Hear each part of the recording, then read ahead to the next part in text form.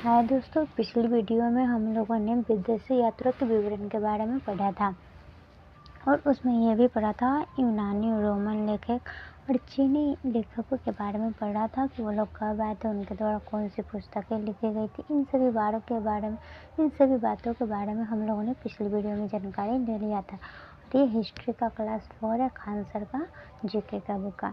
तो आज हम लोग चीनी यात्री के कुछ लेखक के नाम रह गए थे जिसके बारे में पढ़ेंगे, जिसके वेली इसके द्वारा लिखित वेनसांग के जीवनी से भी हर्षकालीन इतिहास का विवरण ज्ञात होता है। मात त्वान लिन हर्ष के पूर्वी अभियान का विवरण इसमें मिलता है।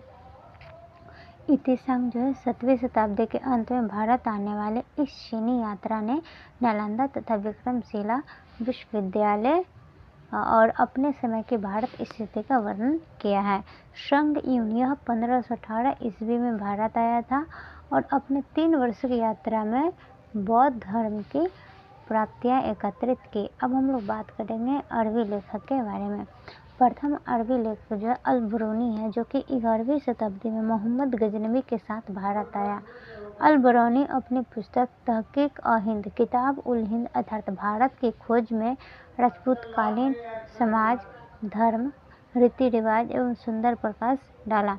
अल-बरूनी मोहम्मद द्वारा बंदी बनाया गया था। बाद में इसकी योग्यता से प्रभावित होकर उसे राजद्रोही बना दिया गया था। ठीक है, तो अल-बरूनी के बारे में था जो कि वो भारत आए थे, तब उन्होंने एक पुस्तक लिखा जिस पुस्तक का नाम था तहकीक-ए-हिंद। इसका दूसरा नाम किताब-उल-हिंद या फिर इसका मतलब होता है भारत की खोज। और इसमें जो है भारत के जो है राजपूतकालीन समाज हो गया, धर्म हो गया, रीति रिवाज हो गया, तो सभी पर प्रकाश डाला गया था। फिर शुरू में क्या होता कि अल-बरूनी को मोहम्मद जो थे गजनवी वो इसको बंदी बना लिए थे, लेकिन बाद में इनकी योग्यता से प्रभावित होकर इनको एक उपाधि देते हैं। उस उपाधि का नाम है राज्य ज्योतिष सुलेमान। 9वीं शताब्दी में भारत आया और तत्कालीन प्रतिहार शासकों और पाल शासकों के विषय में लिखा। अब बात करते हैं अलमसूदी। 10वीं शताब्दी में बगदादी यात्री अलमसूदी भारत आए। राष्ट्रकूट व प्रतिहार शासकों की जानकारी देता है। इब्न बतूता जो है इसने अपना यात्रा वृत्तांत अरबी भाषा में लिखा जिसे रेहला कहा जाता है। इब्न बतूता एक पुस्तक लिखते हैं जो कि अरबी भाषा में होता है, उस पुस्तक का नाम रेहला होता है। 14वीं शताब्दी में 1333 ईस्वी में दिल्ली पहुंचने पर इससे प्रभावित होकर सुल्तान मोहम्मद बिन तुगलक ने इसे दिल्ली का काजी यानी न्यायाधीश नियुक्त कर देते हैं। अन्य लेखक के बारे में बात करते तो अन्य लेखकों पर होता है तारानाथ और मार्को पोलो। तारानाथ एक तिब्बती लेखक है। इसने कंग्यूर तथा तंग्यूर नामक ग्रंथ की रचना की। इनसे भारतीय इतिहास के बारे में जानकारी मिलती है।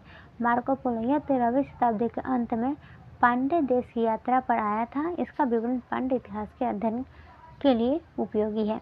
अब यहाँ से ऊपर जो था हम लोग प्राचीन इतिहास के स्रोत के बारे में अध्ययन कर चुके हैं। जो भी टॉपिक था हमने एक एक करके उसको पढ़ लिया।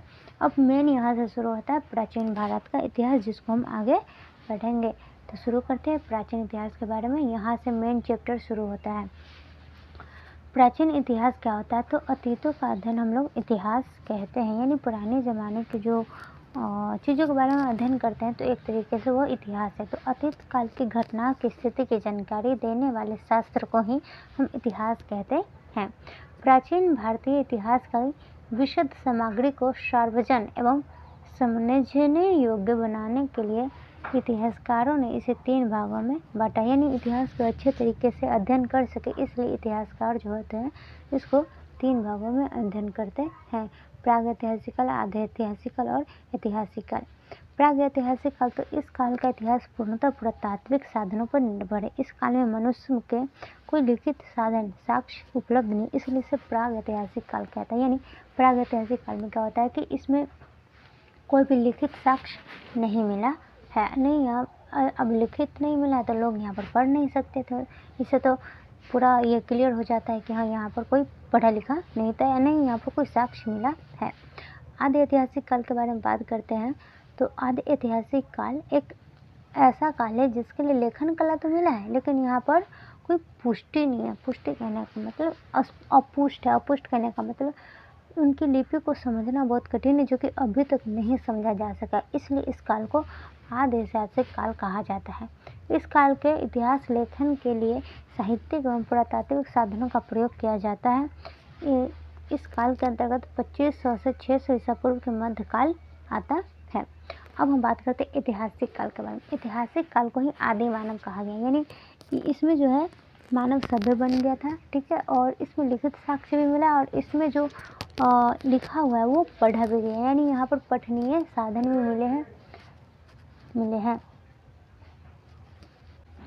यानी जिस काल के लिए लिखित सामग्री उपलब्ध है और जिसमें मानव सभ्य बन चुका था, उस काल के अंतर्गत 600 ईसा पूर्व के बाद का काल आता है, जिसे ऐतिहासिक काल कहते हैं। अब हम लोग प्राक ऐतिहासिक काल के बारे में जानते हैं, ठीक है। प्राक का मतलब होता है पहले और इतिहास का मतलब होता है अतीत। प्रागैतिहासिक काल को प्रस्तुर युग भी कहते हैं। भारत में पाषाणकालीन सभ्यता की खोज सर्वप्रथम 1863 ईस्वी में आरंभ हो गया था, ठीक है। उसके बाद हुआ था जब भारतीय पुरातत्व सर्वेक्षण विभाग के विद्वान रॉबर्ट ब्रूस्टफुट ने पल्लवरम यानी मद्रास से पूर्व पाषाणकालीन उपकरण पत्थर के हथियार के कुल्हाड़ी प्राप्त किया। ब्रिटिश भूवैज्ञानिक और पुरातात्विक रॉबर्ट ब्रूस्टफुट ने भारतीय संस्थान जियोलॉजिकल सर्वे ऑफ इंडिया के लिए भारत में इतिहास पूर्व स्थानों का जो है भूविज्ञान संबंधी सर्वेक्षण किया था। उसके मतलब जो रॉबर्ट ब्रूस्टफुट थे, उन्होंने भारत के जो है इतिहास के पूर्व स्थानों पर जहाँ पर साक्ष्य मिले वहाँ पर कुछ जांच पड़ताल किए थे, तो जिन्हें भारतीय इतिहास पूर्व अध्ययन का संस्थापक माना जाता है। विद्वानों का विचार है कि इन सभ्यता का उदय और विकास अति न्यून यानी पैलियोलिथिक एज में हुआ। अब तक की जानकारी अनुसार 400 करोड़ वर्ष पुरानी पृथ्वी की 4 अवस्था में से चौथी अवस्था और अंतिम अवस्था के 2 भाग हैं, जिसे अति न्यूनतम और आधे अघतन यानी हेलोशीन, ठीक है। उसका फिर मानव सभ्यता के प्रारंभिक काल को सुविधा अनुसार 3 भागों में बांटा गया है, ठीक है। यानी यहाँ पर कहा जा रहा है कि जो कि मानव के सभ्यता का इतिहास के अध्ययन करने के लिए जो है इसको 3 भागों में बांट दिया। पहला पूरा पाषाण काल, जो कि 5 लाख से 50,000 ईसा पूर्व अखेट यानी खाद्य संग्रह थे, यानी यहाँ पर वो लोग जो सिर्फ खाना बदोश थे, सिर्फ खाने के लिए जीते थे। दूसरा है मध्य पाषाण काल, जो कि 10,000 से 7,000 ईसा पूर्व, जो कि ये पशुपालक बन चुके थे अखेट के अलावा। नव पाषाण काल, इसमें क्या था कि ये जो है 9,000 ईसा पूर्व से विश्व में और 7,000 ईसा पूर्व भारत में जो है 2500 ईसा पूर्व तक था। अब लोग अध्ययन करते हैं पूरा पाषाण के काल के बारे में। तो पूरा पाषाण प्रागैतिहासिक काल का समय, जो कि 5 लाख ईसा पूर्व से 2500 ईसा पूर्व तक माना जाता है। भारत में पूरा पाषाण युगीन सभ्यता का विकास प्लाइस्टोसीन या हिम युग में हुआ था, ठीक है। पूरा पाषाण के मानव की जीविका का मुख्य आधार अखेट शिकार, यानी वो लोग क्या करते थे, शिकार करते थे, और शिकार ही इस काल में आदि मानव का मनोरंजन का साधन होता था।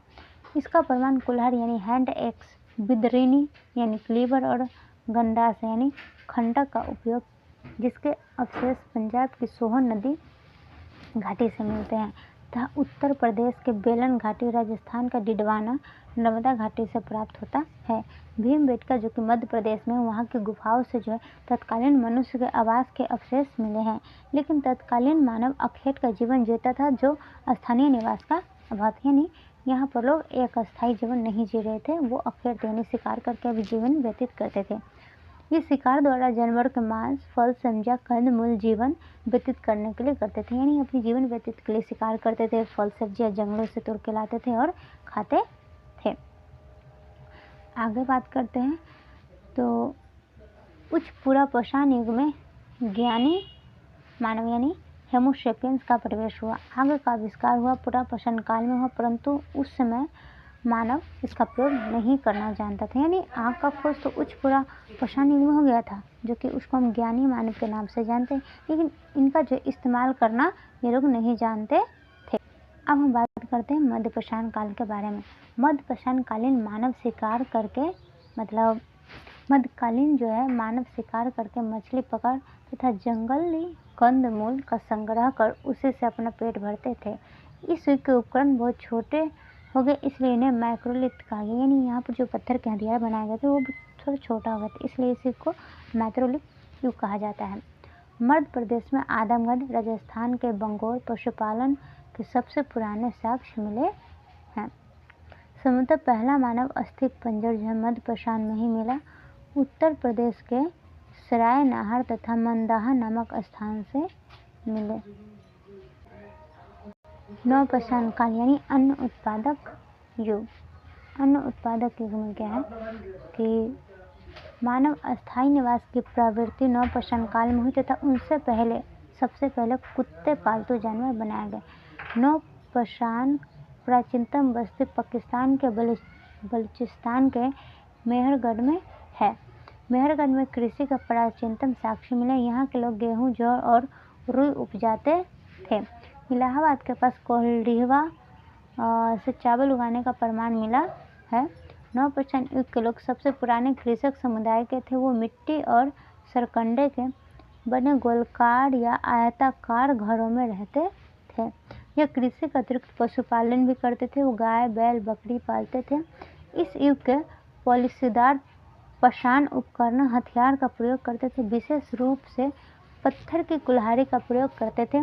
इसके अतिरिक्त वो सूक्ष्म पाषाण फलकों का भी प्रयोग करते थे। नहीं यहाँ पर ये ऑब्जेक्टिव क्वेश्चन बनेगा कि सबसे मानव द्वारा पाला गया सबसे पहला जंतु कौन था। यहाँ पर कुत्ता गया। फिर अनाज का साक्ष्य, चावल का साक्ष्य कहाँ से मिला है। फिर मानव सबसे पहले किस फसल को उपजाया है। फिर नवपाषाण प्राचीनतम बस्ती के प्रमाण किस जगह से मिला। तो इस तरीके के ऑब्जेक्टिव क्वेश्चन बन सकते हैं। आप लोगों से उम्मीद है कि आपको ये सेशन अच्छा लगा हो। अगर आपको ये वीडियो पसंद आया हो तो आप लाइक, चैनल को सब्सक्राइब जरूर करें ताकि समय समय पर आने वाली वीडियो की जानकारी आपको मिल सके। धन्यवाद।